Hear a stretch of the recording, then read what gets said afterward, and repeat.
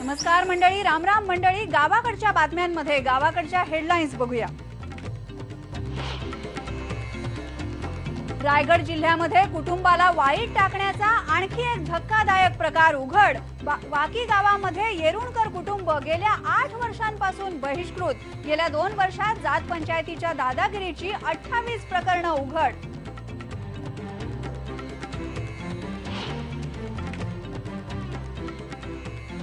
राज्यामध्ये सर्वाधिक कुपोषण असणाऱ्या जिल्ह्यामध्ये आरोग्य व्यवस्थेची दैना. नंदुरबारमध्ये 12 पैकी 8 बाल विकास प्रकल्प अधिकाऱ्यांची पदं रिक्त.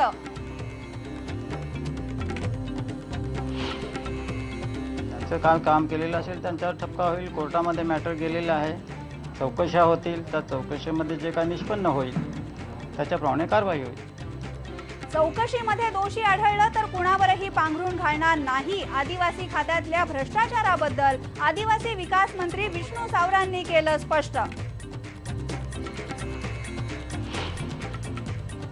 केंद्र सरकारनं निर्यात अनुदान हटवल्यामुळे रोज लाखो लिटर दूध वाया. भुकटीसाठी वापरलं जाणारं दूध पडून राहिल्यामुळे किमतीही कोसळल्या.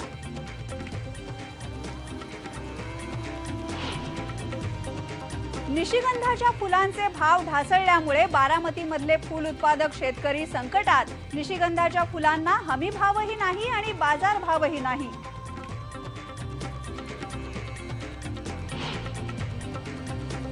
आणि अमळनेरमधली पिंगळवाड्याची शाळा ठरलीये स्मार्ट स्कूल. शिक्षिकेच्या प्रयत्नांमुळे आणि गावकऱ्यांच्या प्रयत्नातूनही शाळेचा झाला कायापालट. भाजीपाला पिकवण्यापासून ते कम्प्युटर्स पर्यंत मुलांना शिकवले जात आहेत सगळे विषय. या सगळ्या बातम्या आहेत, पण सुरुवात आपण करणार आहोत रायगड जिल्ह्यातल्या एका बातमीपासून. सामाजिक दृष्ट्या अतिशय गंभीर अशी ही बातमी आहे. रायगड जिल्ह्यामध्ये एका मागोमाग एक सामाजिक बहिष्काराच्या, जात पंचायतीकडून होणाऱ्या त्रासाच्या घटना घडतात. आता जमिनीच्या वादातून वाकी गावामध्ये येरुणकर कुटुंबाला तब्बल 8 वर्ष वाईट टाकल्याचा प्रकार उघड झालेला आहे. रायगड जिल्ह्यातल्या महाड तालुक्यामध्ये वाकी गावात येरुणकर कुटुंबानं आपली काही जमीन प्राथमिक शाळेसाठी दिली होती.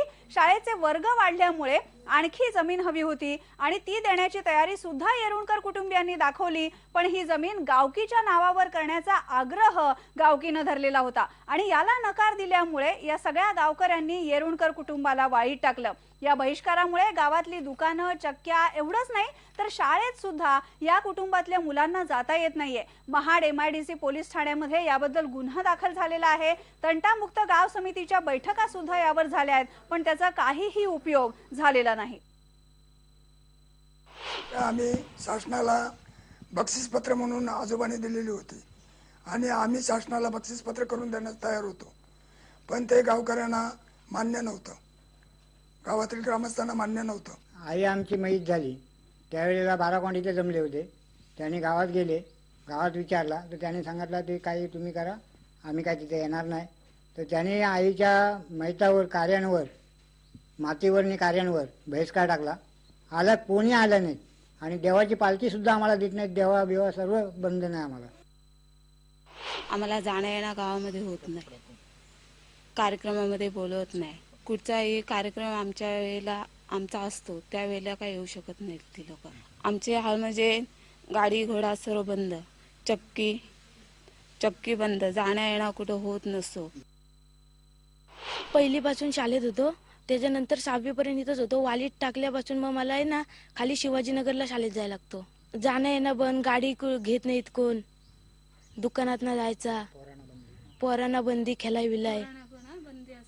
खेळाय बिलाय कोण येत नाहीत का घेत नाहीत.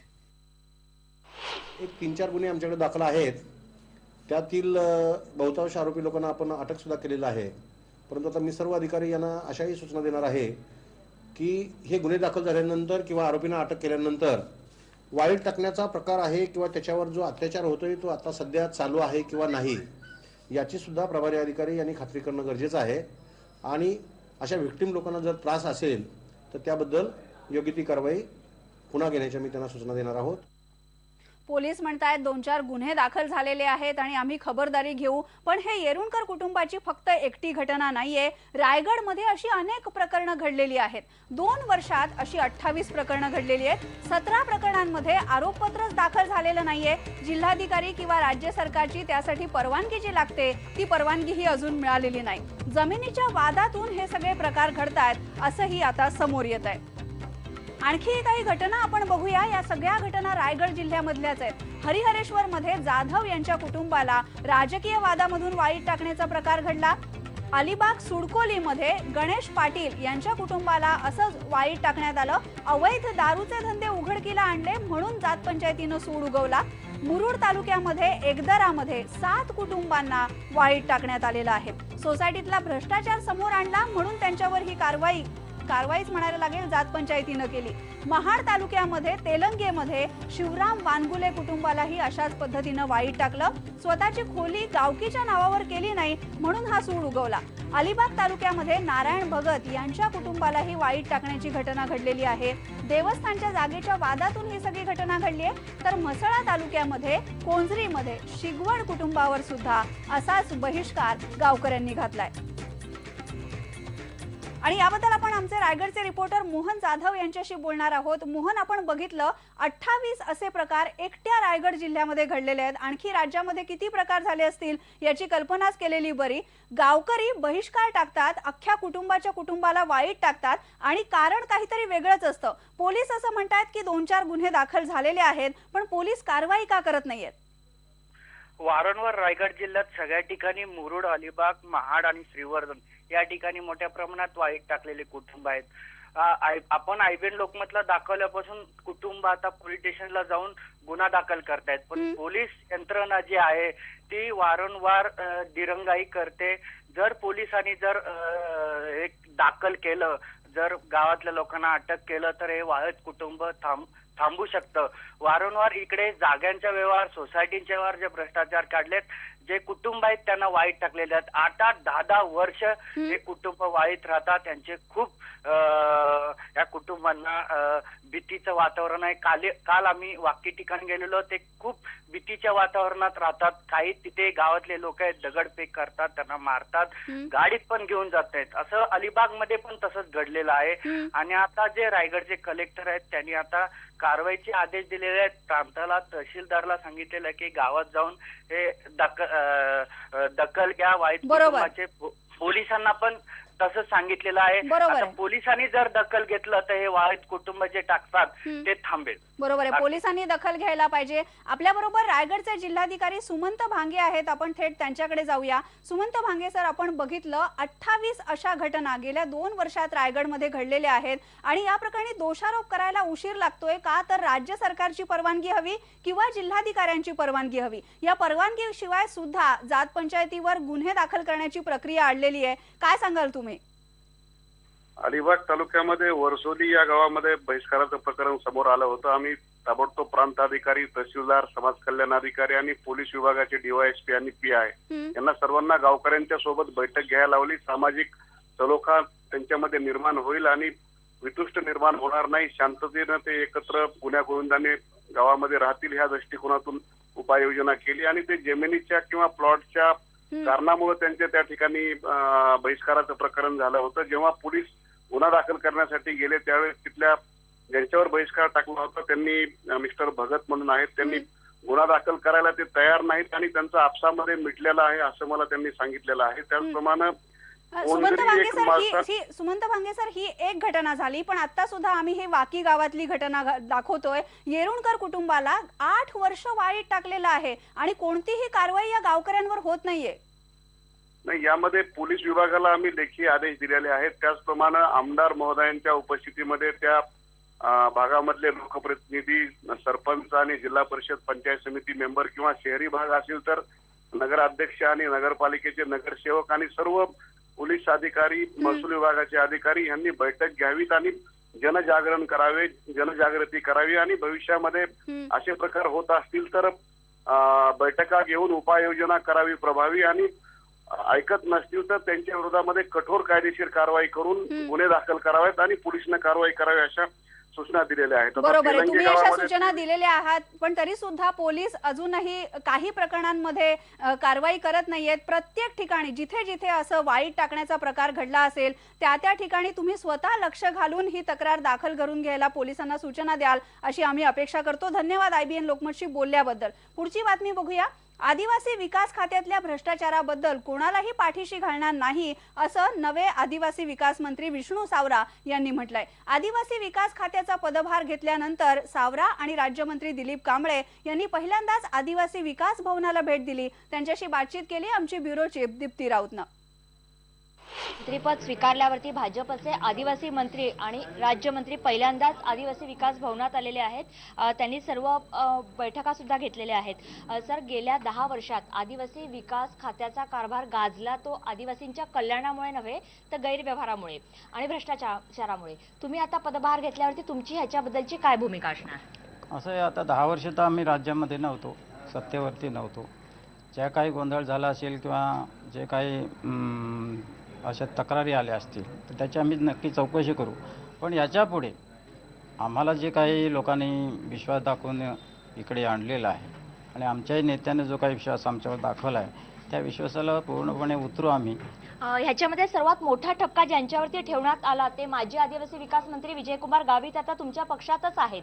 त्याच्यामुळे आदिवासींच्या मनामध्ये एक शंका आहे की तुम्ही गावितांवरती पुन्हा पांघरून घालणार का? नाही, असं कसं पांघरून घालणार. त्यांचं काय काम केलेलं असेल त्यांच्यावर ठपका होईल. कोर्टामध्ये मॅटर गेलेलं आहे, चौकशा होतील. त्या चौकशीमध्ये जे काय निष्पन्न होईल त्याच्याप्रमाणे कारवाई होईल. एक मोठा मुद्दा आहे की आदिवासी विकास खात्यातर्फे ज्या खरेद्या होत आहेत त्या सगळ्या विनानिविदा होत आहेत. त्याच्यावरती तुम्ही धोरणात्मक निर्णय काय घेणार? इथून पुढच्या काळामध्ये कुठल्याही खरेदी आहेत त्या निविदेशिवाय होणार नाहीत. त्यामुळं पुढच्या काळात ज्या आदिवासी बांधवांसाठी योजना आहे त्यांच्यापर्यंत ह्या योजनेचा लाभ नक्की पोहोचेल यासाठी आम्ही प्रयत्न करणार आहोत. व्हिडिओ जर्नलिस्ट हेमंत बागुलसह दीप्ती राऊत, IBN लोकमत, नाशिक. आणि यानंतर गावाकडच्या बातम्यांमध्ये एक ब्रेक घेऊया आपण. ब्रेक नंतर पुन्हा भेटूया. पहा फक्त IBN लोकमत.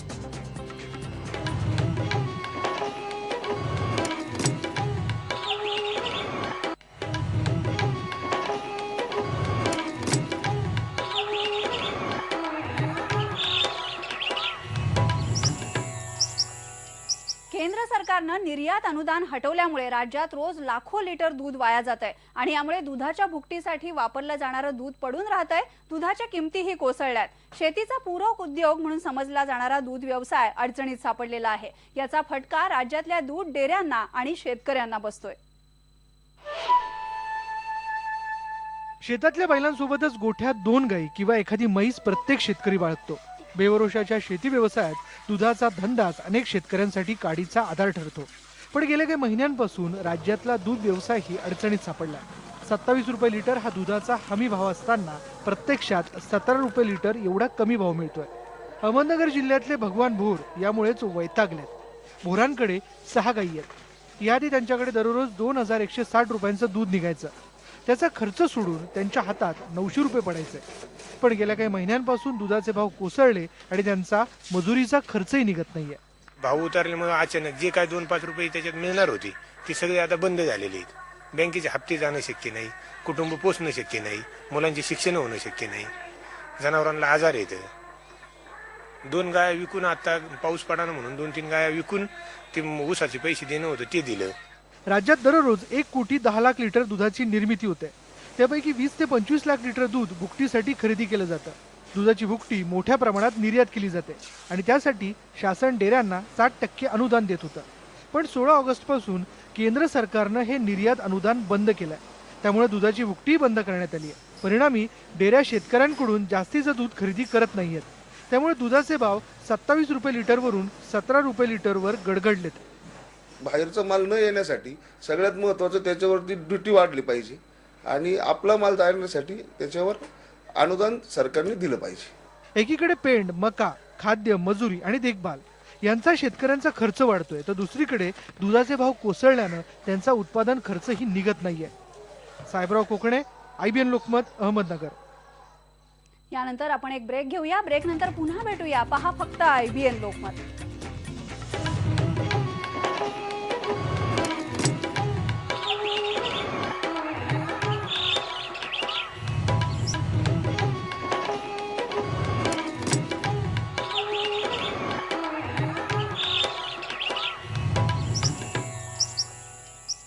ब्रेक नंतर बघूया जळगाव जिल्हा परिषदेची अंमळनेर मधली पिंगळवाड्याची शाळा ही सगळ्यात स्मार्ट शाळा ठरली आहे। एका शिक्षिकेच्या प्रयत्नामधून आणि गावकऱ्यांच्या सहभागातून या शाळेचा कायापालट झाला। वंदना ढेग 1 जून 2014ला या शाळेमध्ये आल्या तेव्हा या शाळेची दुरवस्था होती, पण त्यांनी लोकवर्गणीमधून ही शाळा पुन्हा उभी केली। या शाळेमध्ये आता विद्यार्थ्यांसाठी कॉम्प्युटरची सोय करण्यात आली आहे। कचऱ्यापासून गांडूळ खत तयार केलं जातं, इथे भाजीपाला सुद्धा पिकवला जातो। ही शाळा बघण्यासाठी आता ठिकठिकाणाहून विद्यार्थी आणि शिक्षक येत आहेत। एक स्वप्न होतं सर की आपल्या शैक्षणिक कारकिर्दीमध्ये एक शाळा मॉडेल करायची, आणि ती मॉडेल करण्यासाठी जेव्हा मी या केंद्रामध्ये आली तेव्हा या केंद्रप्रमुखांनी आम्हाला वेळोवेळी प्रेरित केलं की आपल्या शाळा अशा करावा, RTA चे 10 निकष पूर्ण करा, आणि ते 10 निकष पूर्ण करण्यासाठी मी त्या गोष्टीचा ध्यास धरला। त्याच्यासाठी मी ग्रामस्थांना विश्वासात घेतलं, त्यांना सांगितलं की आपल्या शाळेची अशी शाळा मागच्या वर्षी ड श्रेणीमध्ये होती आणि तिला आपल्याला अ ब श्रेणीत आणायचं आहे। आपण बघितलं मुख्याध्यापिका वंदना ढगेंनी काय सांगितलं। अशा बाई आपल्या शाळेमध्ये सुद्धा असाव्यात असं प्रत्येक विद्यार्थ्याला वाटत असेल। यानंतर गावाकडच्या बातम्यांमध्ये इथेच थांबूया, पण पाहायला विसरू नका गावाकडच्या बातम्या उद्या सकाळी 8:30 वाजता सुद्धा पहा फक्त IBN लोकमत।